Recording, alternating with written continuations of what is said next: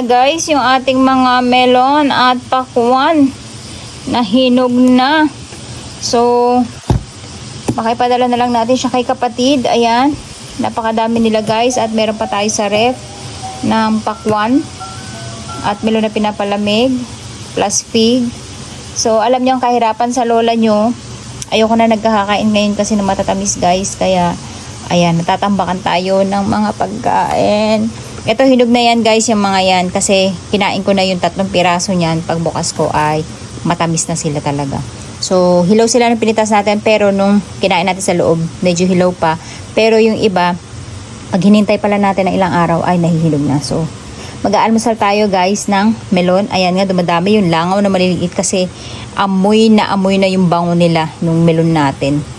At mag-aalmusal tayo, pipili lang tayo ng isa kung saan. Ito yung bubuksan natin guys kasi nag-i-start na siyang magkaroon ng amag sa loob, sa labas. Ayan.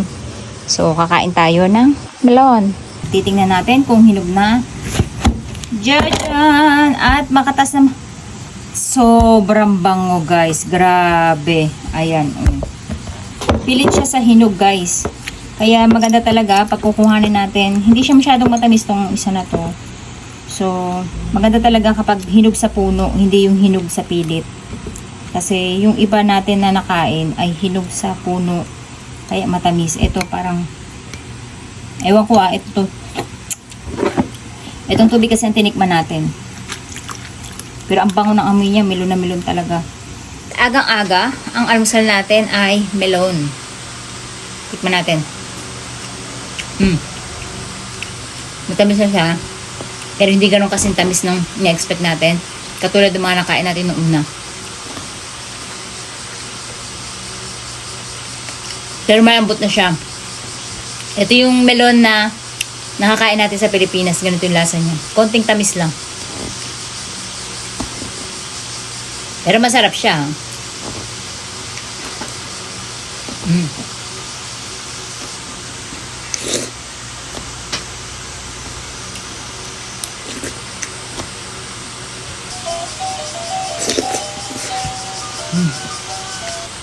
Ang hirap din guys kapag marami kang tanim. Tapos, tamad kang kumain. Sa Pilipinas ako guys. Ang kapitbahay ko busog na busog siguro sa akin. Hindi magugutom ang pamilya ko sa akin kasi sa gulay pa lang. Sa ulam pa lang guys, sob na araw-araw. Kahit anong ulamin mo na gusto mo. May kangkong, may talbos, may patola, may upo, di ba? May sitaw, may kalabasa. Kung ano yung nasa palengke, nandito na sa bahay ko. Wala lang tayong karne. Pero ang isda, nasa dagat.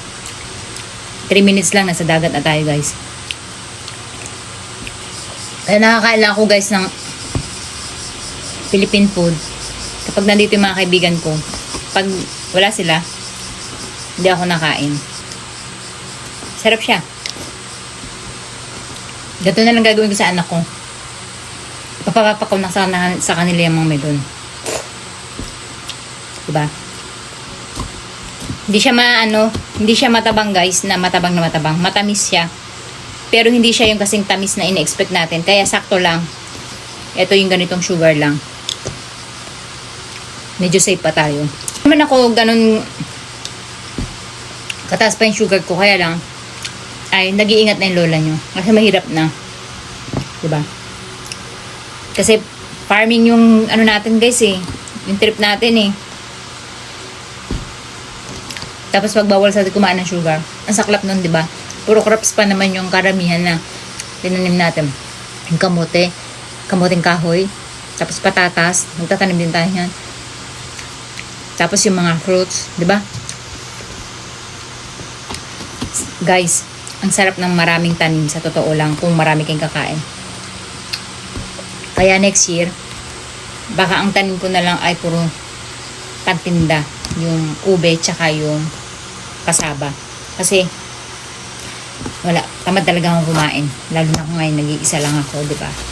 Buti kung marami kong kapitbahay na mabibigyan. Kasi yung mga kapitbahay ko dito guys, hindi kumakain yan ng mga Philippine gulay. Katulad ng mga sigarilyas, yung mga upo, kundol, hindi nila alam kainin dito yan, yung mga sitaw. Kaya mamigay ka man, hindi nila ma-appreciate.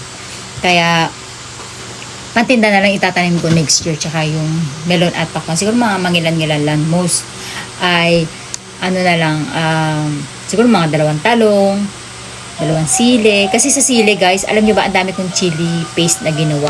2 garapon na ganyang kalaki. Yun yung habanero pa natin last year. So ngayon, kailan ko lang siya nag-isa last month lang yata. And then naka freezer yun guys. Pero chili paste na siya. Sinasalin-salin ko na lang siya sa bote kapag nauubusan ako. At napakadami nating gulay, prutas. Pero hindi natin, 'di ba, nakakain. So yun, next year puro sitaw, puro ano na lang tayo siguro, more on pantinda. Yung katulad ng singkamas, ube, kasi yung asawa ko guys, hindi rin kumakain. Ayaw niya rin ng, hindi niya kilalang gulay. Yung string beans nga na mahaba, yung sitaw. Naku, tinry ko pakainin sa kanya. Nung luto, ayaw niya. Kaya ang ginawa ko ay parang, inano ko lang siya sa mainit na tubig. Tapos, salad lang. Parang sasaw-saw niya lang sa dressing. Ayun, nagustuhan niya. Pero, the rest, kumakain yung asawa ko, pero hindi siya yung katulad ng kain na masarap na madamihan. So, titikim lang siya. Pero, parang tayo, pag hindi natin alam kainin, di ba, hindi tayo masyadong makarami. So, ganun din sila. Kaya, ayun, ang hirap ng situation ng lola nyo. Ang sipag kong magtanim, ang tamad kong kumain, walang kakain. At ayoko namang magpadala. Actually, gusto kong magpamigay. For free na nga guys, Kaya lang, sila yung pupunta dito. Tapos sila yung mamimitas, o kaya sila yung mag-uuwi kung ano yung napitas ko na.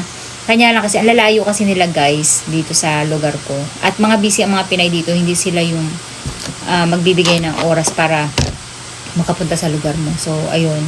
Kaya problema din lola nyo. Ayan sa kamatis, araw-araw guys nangukuha ko. Buti na lang yung kamatis, habang kumakain kami, sinasabay namin papakin yan. Kaya hindi ko na pinifreezer kasi kinakain namin siya habang kumakain kami. Parang pamapak namin. Oo. Ayan guys, ang dami na naman natin kamatis.